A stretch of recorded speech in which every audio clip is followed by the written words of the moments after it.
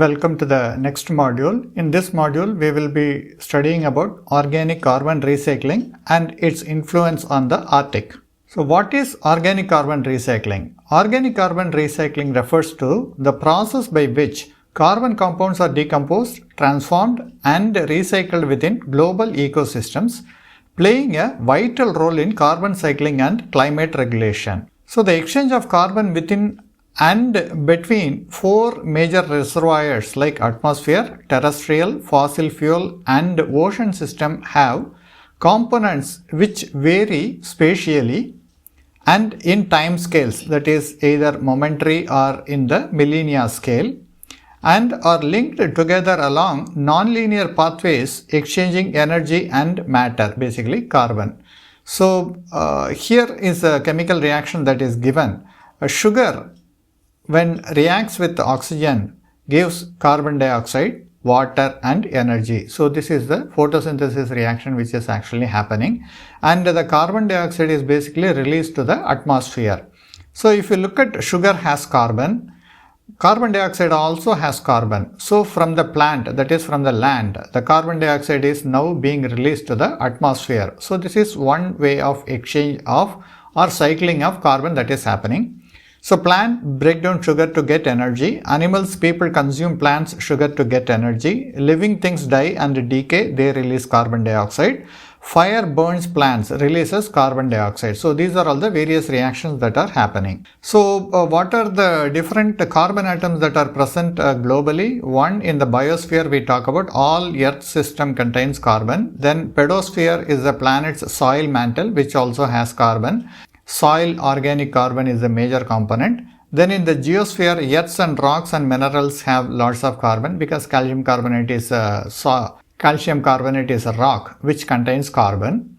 And in the hydrosphere, the planet's water bodies, especially in the previous couple of models, we studied about ocean acidification. So there the carbon dioxide from the atmosphere gets into the water, that is the ocean, to form the carbonic acid. And in the case of atmosphere, the gases enveloping the globe, that is basically the greenhouse gases we have studied about earlier. Carbon dioxide, methane and other gases are there. All of them constitute carbon cycle. So why to study the organic carbons recycling? So this is one important thing we have to understand. See, the oceanic carbon cycle is the fundamental component of global carbon dynamics. We are studying about Arctic region. So in the Arctic region, we will be mainly focusing on the Arctic Ocean. So that's the reason we are going to look into what is ocean's carbon cycle. So it mediates carbon exchange between the ocean's atmosphere, earth and seafloor and significantly regulates the atmospheric CO2 level, impacting the climate and ecosystem. So that is the reason we are trying to understand what is the overall carbon recycling process that is happening. What will happen if there is increase in carbon dioxide? So this is one question we have to answer. If permafrost in the Arctic thaws, will it have any effect on carbon dioxide budget? Global warming, will it affect dissolved organic matters and dissolved inorganic carbon? So these are some of the questions we are going to answer in this particular module. So there are two major processes that is happening. One is a slow process. Here the movement, that is rock, soil, ocean and atmosphere, the movement of carbon happens between rock, soil, ocean and atmosphere. This is a very slow process. So this generally takes from 10 to the power 13 to 10 to the power 14 grams per year, the amount of carbon involved in this, and the overall time for this particular slow process to occur is around 100 to 200 million years. And emissions by humans is, we don't know the time scale actually, but we are emitting around 10 to the power 15 grams per year of carbon. And there is another process which is called the fast process. So this is the photosynthesis reaction that is carried out by plants and phytoplankton. So here 10 to the power 16 to 10 to the power 17 grams per year of carbon is being used in this particular cycle. So this reaction actually happens in seconds. So these are all the two major fast and slow carbon cycle. And if we go to further detail about the slow and fast carbon cycle, the process description we will start with what is a slow carbon cycle. So ocean organisms mineralize carbon into rock. So this we had seen like it takes millions of years. The dead organisms form sediment. Volcano eruptions release carbon dioxide into atmosphere. By carbonic acid rainwater puts atmospheric CO2 into river. Marine calcifying organisms use these ions. So this is a very slow carbon cycle and it takes millennia to complete. And when we go to the fast carbon cycle, the carbon movement across the biosphere is basically the major process. So plants and phytoplankton absorb carbon dioxide via photosynthesis, cycling through food chains and returning carbon to the atmosphere through decomposition. So this is the overall carbon cycle, which is the fast carbon cycle. And we have seen the time duration. So slow carbon takes a million years and the fast carbon takes within the lifespan of many organisms.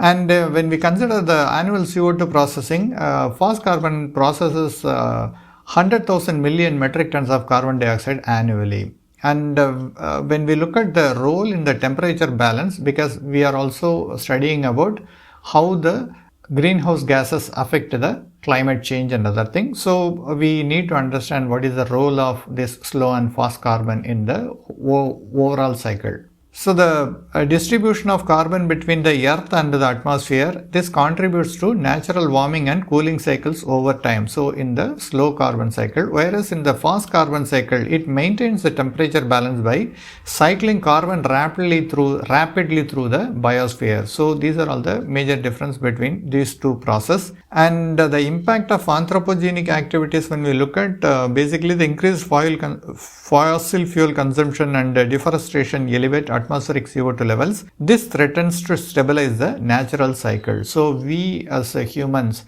affect mainly the slow carbon cycle. And why it is important? The slow carbon cycle is crucial for long-term climate stability and carbon storage. When we talk about the fast carbon cycle, because this is very important for our survival. So this is a very short-term carbon cycling and ecosystem function depends basically on this particular process. And along with that, we also have other two types of carbon cycle. One is the terrestrial carbon cycle, another one is the oceanic carbon cycle. So when we look at the carbon transfer, in the terrestrial carbon cycle, rivers carry carbon from land to sea. In the ocean carbon cycle, ocean processes influence atmospheric CO2 levels. So these are all the two different ways how the carbon cycling is affected. And when we look at carbon dioxide exchange with the atmosphere, in the terrestrial carbon cycle, carbon is released into the atmosphere through plant respiration, microbial decomposition and combustion, whereas in the oceanic carbon cycle, the carbon dioxide released into the atmosphere via outgassing due to changes in water carbonate chemistry. So this amount is relatively very small amount.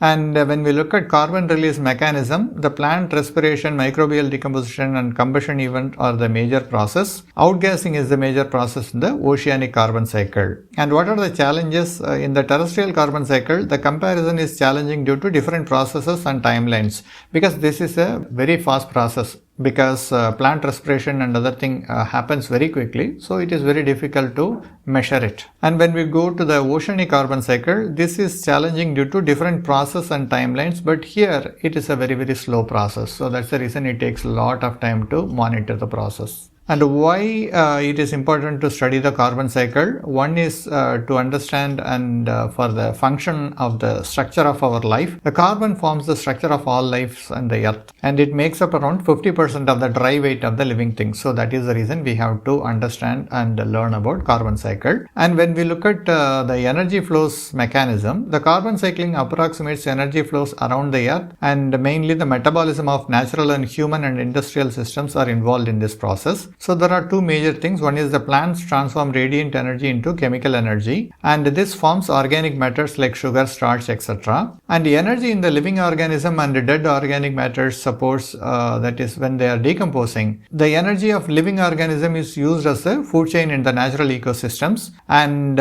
when the food chains in the human ecosystems, when we talk about the industrial societies, basically rely on fossil fuels for heating, transportation, and generation of electricity. So this is how the dead organic matter which was converted into fossil fuel here is being used by the human. And there is another important thing we all talk about is the greenhouse gas effect. So carbon dioxide, methane are the important greenhouse gases which are carbon sources. The natural greenhouse effect actually keeps the planet warm enough for our survival, and without it the Earth's average temperature would be minus 33 degrees centigrade. We cannot survive. But in the industrial activity releases greenhouse gases which enhances the greenhouse effect and causes global warming. So these are all the negative effects.